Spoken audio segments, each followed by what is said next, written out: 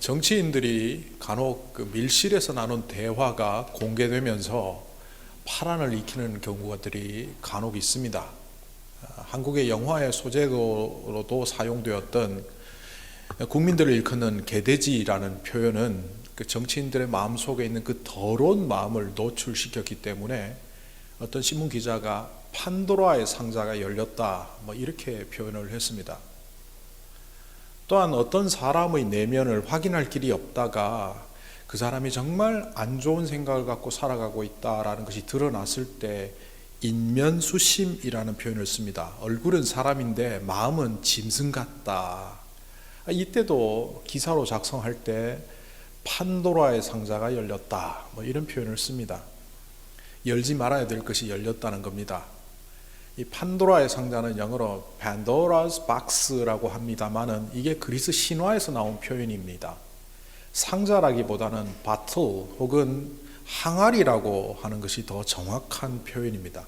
어쨌든 다 판도라의 상자라고 하니까 저도 그냥 판도라의 상자라고 하겠습니다. 제우스라는 신이 부하 신하를 시켜서 여자를 만들게 합니다. 그리스 신화에서 처음 등장하는 인류 최초의 여자 이름이 판도라입니다. 이 판도라라는 이름은 여자가 처음 만들어지고 그 여자에게 여러 신들이 선물을 주었습니다. 그래서 pan, all together, dora, 선물을 주다, give present. 그래서 판도라는 말은 여러 신들로부터 선물을 많이 받은 여자, 사람이라는 의미입니다. 제우스는 자기 반대편에 서 있는 그 남자들, 인간 세계를 혼란시키기 위하여 이 판도라에게 선물 속에 뭔가를 집어넣어서 줍니다. 그리고 이렇게 말합니다. 판도라야, 이 상자는 선물인데 절대 열면 안 된다. 선물을 주고 열지 말라는 얘기는 열게 하려고 했던 의도가 숨어 있죠. 인간 세상에 와서 살다가 판도라가 궁금해 견딜 수가 없어서 그 상자를 엽니다. 그 상자 속에 들어있던 것은 좋은 거는 딱 하나, 희망. 나머지는 전부 나쁜 겁니다. 전쟁, 가난, 질병, 고통, 시기, 질투. 하여튼 여러분이 생각하는 이 세상에 없었으면 좋겠다는 것은 그 박스 안에 다 있습니다.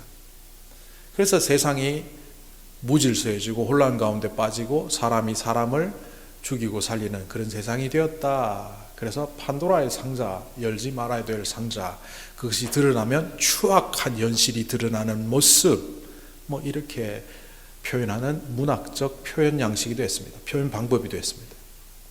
어떤 기사인가 한국 기사에 판도라의 상자가 열린 가정 이런 기사가 난 적이 있었습니다. 이 내용을 안 읽어봐도 짐작은 되죠. 드러나지 말아야 될 것이 드러났구나. 그리고 그 드러난 내용으로 말미암아 주변의 사람들은 물론이고 그 가족이 경악을 했겠구나 하고 기사를 들여다보니 한 10년도 넘게 전에 아버지가 등산 갔다가 실종이 됐는데 10년도 더 지나서 10수년 만에 백골이 된 채로 발견이 된 거예요. 그런데 그때 실종 신고해 놓은 자료들과 비교했을 때 입고 간 옷, 또 배낭에 들어있던 물품들을 해보니까 그 사람이 그 사람인 것 같아서 가족들에게 연락해서 연결시켜 주려고 했는데 마지막 단계인 그 시신으로부터 유전자를 추출하고 아들로부터 유전자를 추출해서 일치하는지를 보려고 했는데 그게 불일치하는 거예요. 가족들의 실종 신고 내용도 맞고 다 맞고 가족들이 아버지 시신이라고 하는데 과학적인 근거는 없는 거죠. 그래서 이것을 정밀 조사해야 되겠다고 경찰이 나서는 순간 그날 밤 그 아들의 엄마, 그러니까 죽은 사람의 부인이 경찰을 찾아왔답니다. 그리고 고요히 이 말을 했답니다. 저 아들 바람 펴서 낳은 아들이에요. 10수년 동안 숨겨져 있던 그 비밀이 그렇게 드러나면서 사건화되고 보도가 되면서 판도라의 상자가 열린 가정이다. 이런 제목이 붙은 것으로 보입니다. 그보다 더 극단적인 이야기를 작년에 TV를 통해서 본 적이 있습니다. 이것도 판도라의 상자가 열린 사건으로 소개되었죠. 며느리가 가출을 했습니다. 아들을 5명이나 둔 아들, 그러니까 아버지가 이 5 아들을 잘 건사하기가 힘들어서 자기 아버지, 그러니까 손주들의 할아버지에게 부탁을 했고 그 할아버지가 막내 손주를 데리고 병원에 갔는데 진단받는 과정 중에 혈액형이 드러났는데 엄마 아빠 사이에서 나올 수 없는 혈액형이 나온 거예요. 그래서 이거 친자 확인해보자 해서 아들에게서 유전자를 채취하고 손주에게서 채취해서 검사를 했더니만 친자가 아닌 거예요. 그때 며느리는 집으로 돌아왔고 남편인 이 아들은 뭐 어쨌거나 저쨌거나 법적으로 내 아들이니까 보호하겠다고 하는데 이 노발대발한 할아버지가 그 5 형제, 손주 5명을 전부 유전자 검사를 하겠다고 해본 거예요. 5명이 전부 다 자기 손주가 아니었어요. 그래서 그 가정은 풍비박산이 났겠죠. 통계에 따르면 한국의 그 친자 확인을 최근에 많이 한다고 합니다. 과거에는 미국까지 정보를 보내서 검사를 했었는데 지금은 한국 자체적으로 하다 보니까 과거에 100만 원도 넘던 검사 비용이 10만 원대로 떨어지면서 굉장히 흔하게 하는데, 흔하게 하면서 통계가 나온 것을 보니까 검사 건수의 30%가 불일치랍니다. 세계 1위. 부끄러운 일입니다. 미국도 뭐 텔레비전에 내 아들이 맞다 아니다 그 프로그램도 있을 만큼 공공연히 하는데 미국도 한 24, 5%는 불일치한다고 합니다. 이 이야기를 듣고 오늘 집에 가서 한번 해봐 이 생각을 하시라는 게 아닙니다. 사람 한 길 속은 모른다 이런 말이 있어요. 10길 물속은 알아도 한 길 사람 속은 모른다. 중국말에도 인심난측이란 말이 있습니다. 사람의 마음을 측량하는 게 굉장히 어렵다. 이런 생각과 세계관을 기반으로 해서 사람을 바라보는 것은요, 사람은 판도라 상자라는 겁니다. 중학교 때 우리 생물 선생님이 수업 시간에 난데없이 했던 말들이 있습니다. 니네 아버지 맞냐? 생물 선생님이 왜 그 얘기를 하는지 몰랐는데 요즘 과학적인 결과를 보면 그분은 뭔가 알고 있었던 것 같습니다. 그리고 이렇게 이어갔습니다. 세상의 진실이라는 것이 다 드러나면 더러워서 못 살아. 모르고 모른 채로 살아가는 거야. 그분의 말 속에 담겨 있는 것은 뭐냐? 인간사는 곧 판도라 상자. 그 속에 들어있는 시꺼먼 것들이 드러나는 순간 우리는 살아갈 수 없다는 겁니다. 그런데 이런 인간을 성경에서는 다르게 표현하고 있는 것을 보게 됩니다. 사무엘상 16장 7절에 하나님께서 인간을 어떻게 보시는지를 보여주는 말씀이 있습니다. 개역 개정판으로 제가 읽어보면 이렇습니다. 여호와께서 사무엘에게 이르시되 그의 용모와 키를 보지 말라. 내가 이미 그를 버렸노라. 내가 보는 것은 사람과 같지 아니하니 사람은 외모를 보거니와 나 여호와는 중심을 보느니라 하시니라. 사람 살아가는 것이 판도라의 상자와 같이 겉과 속이 다른 이런 잘못된 모습을 갖고 있음에도 불구하고 사람들이 사람을 보는 관점은 어떠합니까?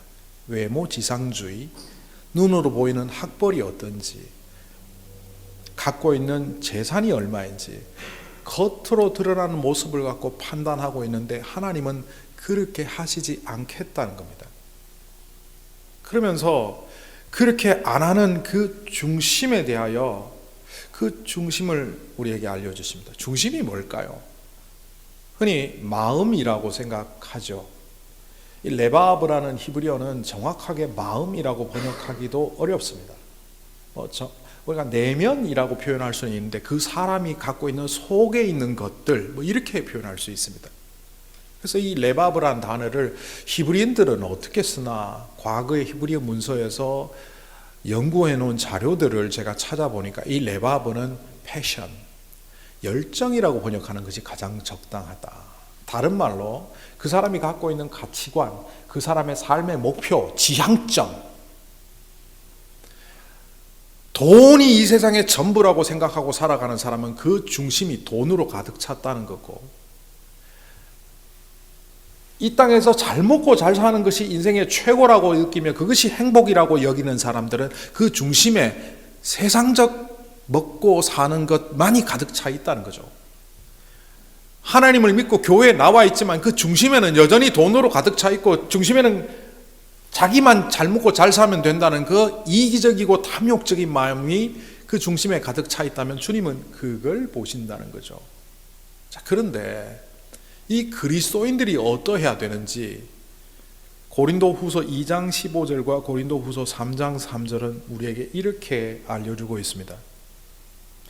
우리는 구원받는 자들에게나 망하는 자들에게나 하나님 앞에서, 그러니까 구원받는 그룹이 있고 망하는 그룹이 있고 또한 하나님 앞에서 이 세 가지 측면에서 우리는 그리스도의 향기라. 도대체 우리의 내면이 어떻게 되어 있길래 우리는 하나님 앞에서도 사람들 앞에서도 믿는 사람들 앞에서도 우리는 여전히 그리스도의 향기다라고 우리를 격려하며 우리의 아이덴티티를 가르쳐 줍니다. 고린도후서 3장 3절에서는 바울이 또 이렇게도 말합니다. 너희는 우리로 말미암아 나타난 그리스도의 편지라. 사도들이 복음을 전했고 그 복음을 받아들인 고린도 교회 성도들이 예수님을 믿게 되니까 그 믿는 자들을 일컬어 그리스도의 편지라. 이는 먹으로 쓴 것이 아니요 오직 살아계신 하나님의 영으로 쓴 것이니 돌판에 쓴 것이 아니요 오직 육의 마음판에 쓴 것이라. 우리의 내면에 새겨져 있어야 되는 내용은 그리스도께서 이 땅에 전하는 편지 그 내용이라는 겁니다. 이 땅을 구원하기 위하여 애쓰고 계신 그 주님의 마음, 죽어가는 영혼들을 살리기 위한 그 주님의 마음, 밥 한 그릇 없어서 입을 옷 하나 없어서 벌벌 떨고 있는 자들에게 내 옷 벗어주며 내 밥그릇 건네주는 그 사랑의 마음을 우리 안에 새기고 있을 때 우리를 일컬어 그리스도의 편지라고 말합니다. 자, 우리는 판도라의 상자입니까? 아니면 예수의 향기 나는 그리스도의 편지입니까? 이것을 묶어서 말하면 예수님의 생명의 향기가 나는 아름다운 내용이 담겨있는 비석입니까? 아니면 열지 말아야 될 판도라의 상자입니까? 5세기 이후에 수도사 운동이 일어났습니다. 사막의 수도사들이라고 해서 교회가 건물을 짓고 4세기 이후에 교회가 외형적으로 성장할 때 내면을 다스리려고 했던 사람들은 그 왁자지껄한 도시로부터 떠나 사막으로 떠났습니다. 그리고 그 수도사들은 굉장히 적은 음식을 취하고 오직 말씀만을 대하며 주님 앞에 오롯이 섰습니다. 그리고 그들이 외쳤던 한 문구는 코람 데오입니다. 코람이라는 라틴어는 in front of라는 뜻이고 데오는 데우스, God이라는 말의 변형입니다. 그러니까 in front of God 혹은 before God. 진짜 믿음은 여러 사람들이 어울려서 함께 찬양하고 기도하고 그때 다른 사람들이 인정해주는 그 믿음의 현장이 아니라 모두 떠나고 오롯이 하나님 앞에 서서 자기 혼자 자기 내면을 바라보는 그때 믿음이 진정한 믿음이라고 믿었던 수도사들은 늘 꼬람되어 사람이 있든 없든 하나님 앞에 서 있는 마음으로 살아가는 것이 진정한 나요, 진정한 내 모습이라고 다짐하며 늘 코람데오 신앙을 지켜왔습니다. 그런데 오늘 말씀은 우리가 판도라의 상자도 될 수 있고 예수의 생명의 향기가 나는 아름다운 그리스도의 편지도 될 수 있다고 가르쳐 줍니다. 오늘 누가복음 말씀을 보면 제가 이렇게 표현하면 용서하십시오. 뻔한 이야기를 하는 듯합니다. 좋은 나무에서 나쁜 열매를 맺을 수 없다. 나쁜 나무에서 좋은 열매를 맺을 수 없다. 그걸 누가 몰라? 나무는 그 열매를 보면 안다. 맞지. 사과에 열리는 나무를 배나무라고 하지 않고 사과나무라고 하고, 포도 열리는 열매를 보고 포도나무라 하니까 나무는 열매를 보면 알지. 성경이 아닌 다른 곳에 실려도 누구나 알만한 이야기를 예수님께서 하셨다 이러고 여러분 넘어가 버리면 예수님의 의도를 파악하지 못한 겁니다. 예수님은 나무 이야기를 하신 것이 아닙니다. 그리고 이렇게 이어갑니다. 선한 사람은 그 마음속에 갈무리해 놓은 선 더미에서 선한 것을 내고 그 마음속에 갈무리해 놓은 악한 것에서 악을 낸다. 이 갈무리해 놓았다라고 번역했지만 이것은 쌓아 놓았다는 뜻이고, 공동 번역에서는 이것을 창고라고 번역했습니다. 마음의 창고에 선한 것이 가득하면 선한 것을 내고, 마음의 창고에 악한 것이 가득하면 악한 것을 낸다. 저는 이것을 박스로 바꿔 보았습니다. 내 마음의 상자 속에 무엇이 있는가? 결국 예수님께서 이렇게 말씀하시는 거죠.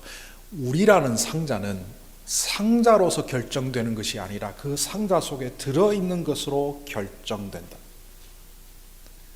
나무로 만든 상자를 나무 상자라고 하고, 쇠로 만든 상자를 철 상자라고 할 수는 있지요. 돌로 만든 상자가 있다면 돌 상자라고 말할 수 있지만, 그 나무 상자에 아름답게 장식을 하고 만약에 쓰레기를 담아 놓으면 그 통은 쓰레기통. 어설프게 만들어서 돌로 그냥 대충 만들어 놓은 상자가 있다고 할지라도 그 상자 안에 보석을 넣어 놓으면 그 상자는 보석 상자. 만든 재질로 평가하기도 하지만 상자의 최종적인 평가는 그 안의 내용물로 판단합니다. 그리고 예수님은 나무와 열매를 통해서 비유하듯이 우리라는 상자는 그 안에 담겨 있는 것을 통하여 증명된다고 말합니다. 사람들을 대하다 보면 저는 깨닫게 되는 몇 가지가 있습니다. 그 사람의 언어, 그 사람의 태도, 그리고 그 사람이 갖고 있는 삶의 방식들을 보면 이 사람이 믿음이 있는 사람인지 아닌지 금방 알 수 있습니다. 제가 여러분들을 함부로 평가하거나 그러지는 않는데요. 사람들이 어떤 때는 자기가 굉장히 믿음이 좋은 척 막 인정받기를 하는 사람들이 간혹 있는데, 그런 사람일수록 사실 믿음이 그렇게 좋은 사람이 아닐 경우가 많습니다. 왜 그렇습니까? 진짜 믿음 좋은 사람은 하나님께 인정받으면 되지, 목사나 사람에게 인정받아봐야 아무 의미 없다는 걸 알고 있기 때문입니다. 그런데 하나님과 내면적인 관계가 온전하지 않은 사람들은 보상심리로 사람들에게 인정받기를 원합니다. 그래서 자기의 신앙을 드러내고 알아달라고 자꾸 표현합니다.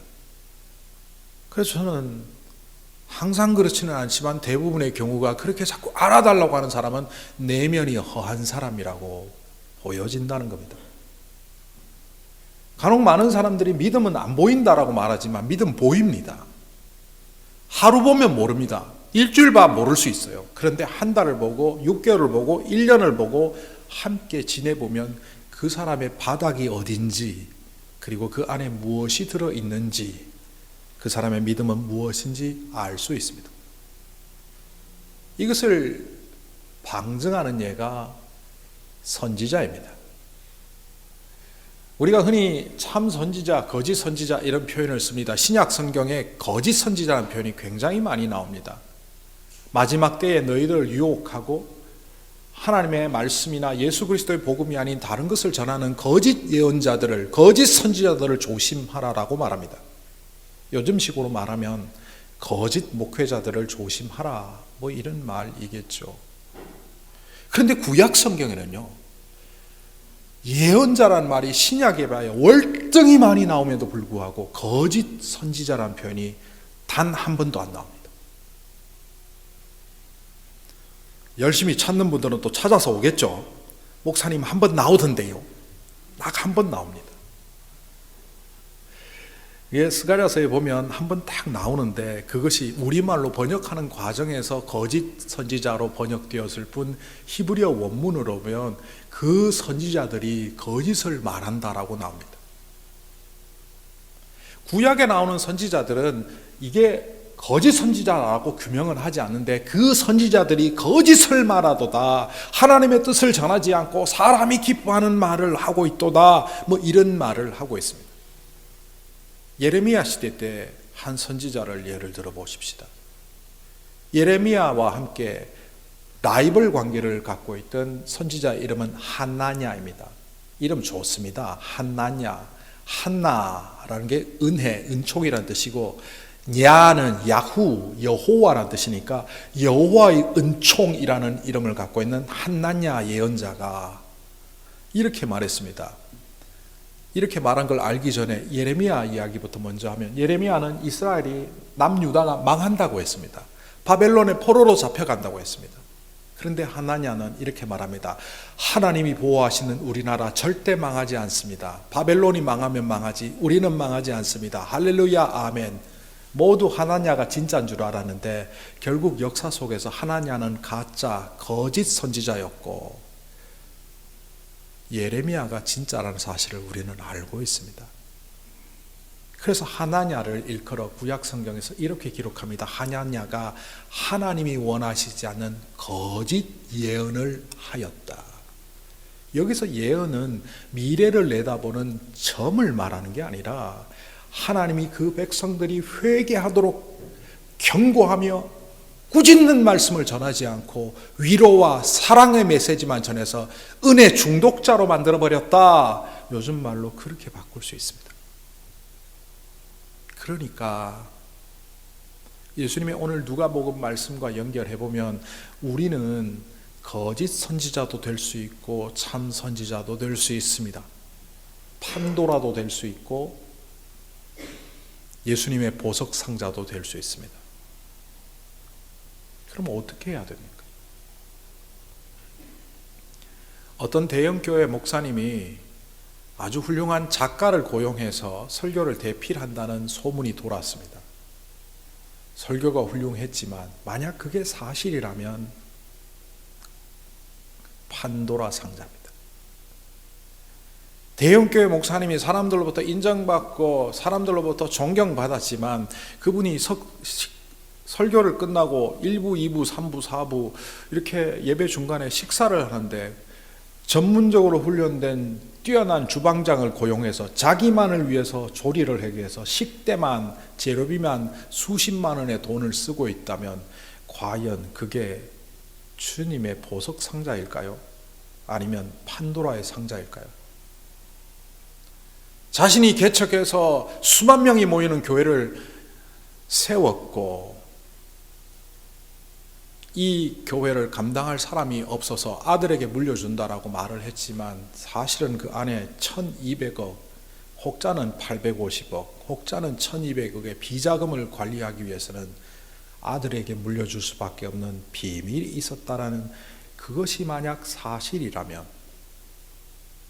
교회가 과연 구원의 보석 상자가 될 수 있을까요? 목회자들이 잘해야 교회가 사는 겁니다. 여러분이 또 그렇게 말할지 모르겠지만 물론 목회자가 제일 잘해야 됩니다만 여러분 교인 한 사람 한 사람은 그 책임으로부터 벗어날까요? 어떤 사람이 식빵을 한 덩어리 사왔는데 한쪽 귀퉁이에 곰팡이가 피어 있습니다. 그러면 그 곰팡이 떼어내고 식빵 먹습니까? 아니면 식빵 통째로 버립니까? 살림을 안 살아보신 분들은 떼어내고 먹을 수도 있지만 그거 먹으면 큰일 납니다. 조금 더 쉬운 예를 들까요? 밥 한 그릇 먹으려고 새밥을 탁 그릇에 떠서 탁 떠놓았는데 옆에서 똥바가지를 들고 휘두르는 바람에 그 똥물이 탁 튀었어. 그러면 그 한 숟갈 딱 따내고 나머지 밥을 먹습니까? 아이고 이거 못 먹겠네 버립니까? 혹시 여기 그거 먹는 분이 있으십니까? 안 됩니다. 우리말에 다 된 밥에 재 뿌린다는 말이 있습니다. 재를 뿌리면 다 못 먹게 된다는 겁니다. 나는 괜찮겠지, 나 하나쯤은 문제가 없겠지 하는 순간 그 작은 점이 곰팡이가 되고 그 작은 점이 똥물이 되면 전체 다 버립니다. 신체에 어떤 세포가 변질되고 외부로 들어온 세균이 아니라 자기가 갖고 있는 세포가 자가정식을 지나치게 하면 그게 암세포입니다. 그 암세포가 일정한 부분에 있지만 그 일정한 부분의 질병은 결국 이 온몸을 죽게 합니다. 그런데 여러분이 책임이 없으십니까?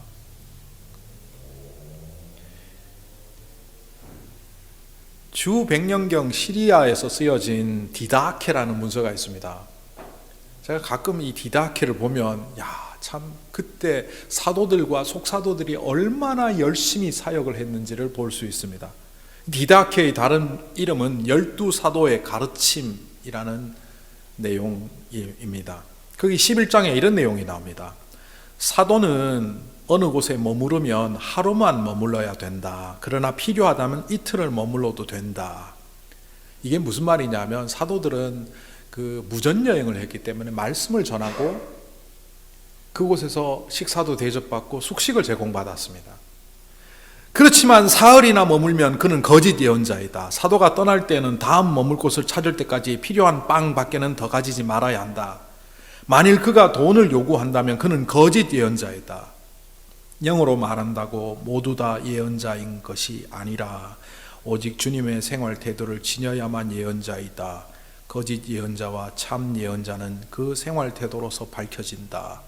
진리를 가르치는 모든 예언자가 가르치는 것들을 행하지 않는다면 그는 거짓 예언자이다. 알고 있는 바, 가르치는 바를 행하지 않으면, 제가 머리를 하러 갔다가 미용사랑 논쟁이 붙었습니다. 12월 27일, 8일 그때였는데 제가 이런 말을 했습니다. 새해에 뭔가 바뀌어야 될 것 같은데 그걸로 고민이 내가 많다고. 목사님 뭘 바꾸실 건데요?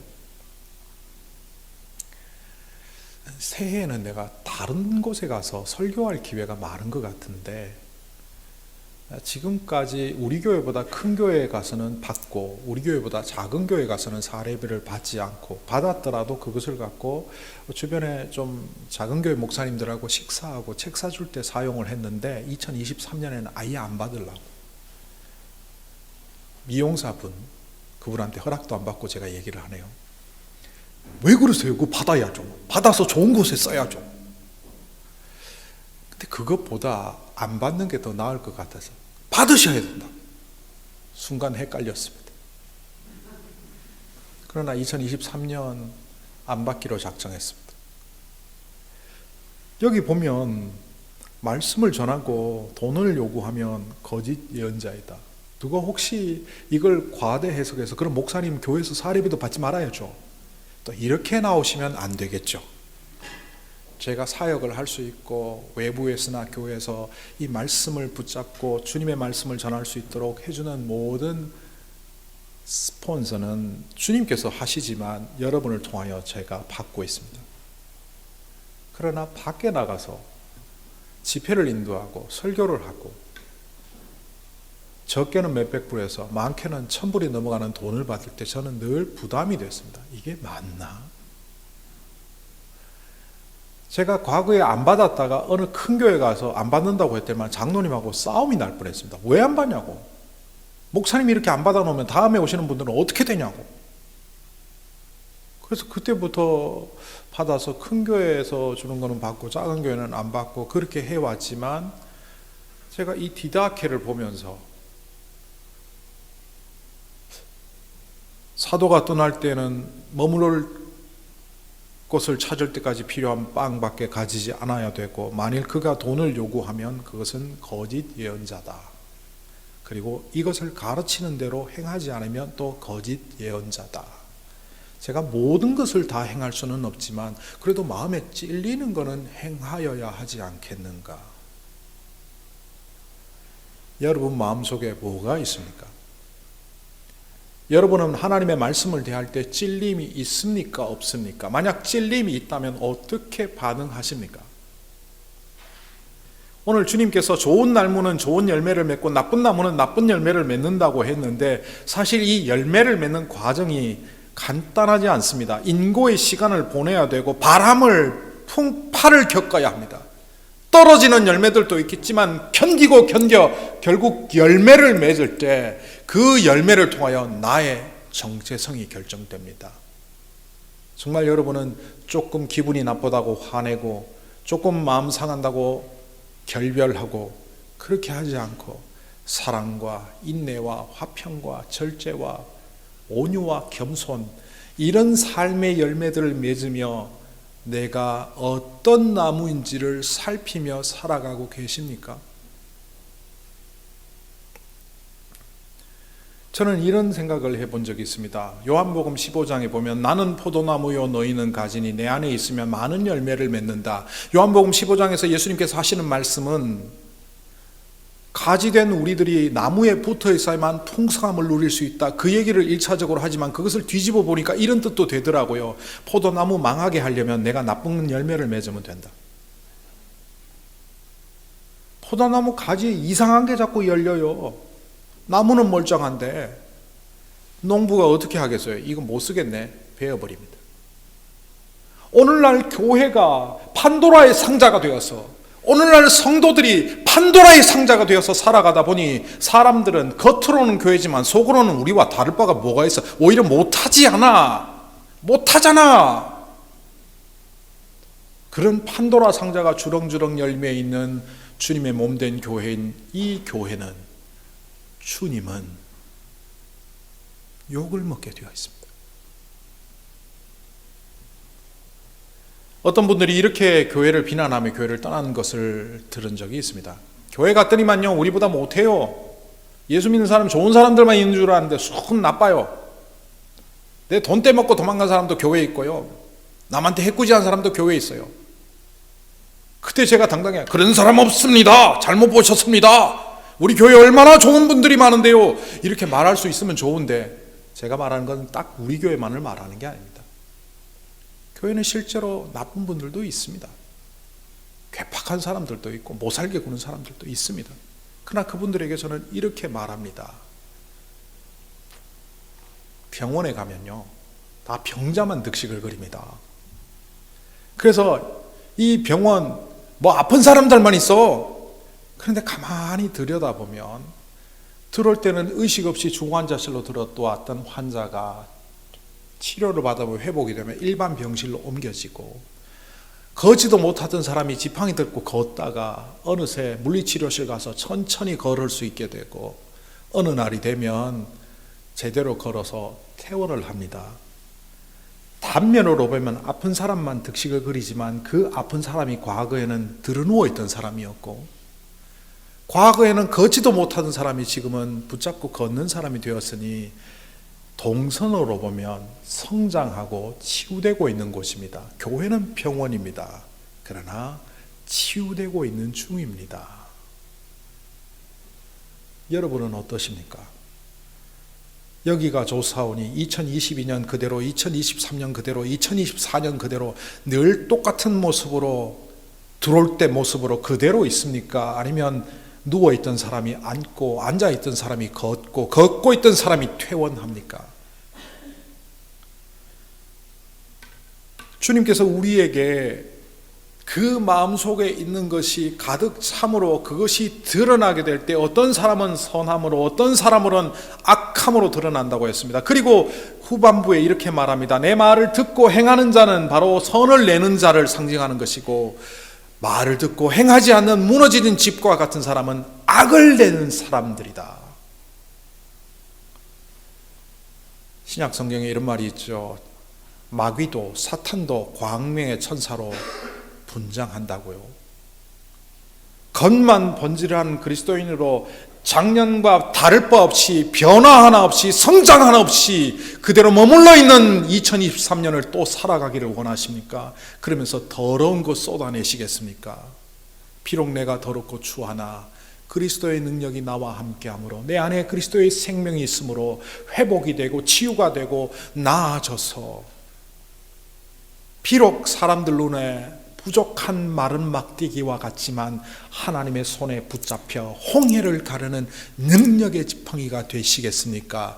혼자 놀다 불쏘시개감이 되시겠습니까? 여러분 안에 뭐가 있습니까? 여전히 세상의 것입니까? 아니면 그리스도의 생명입니까? 여러분은 그것으로 말미암아 변화와 성장을 하고 있습니까? 여전히 머물러 썩은 내 악취를 풍기고 있습니까?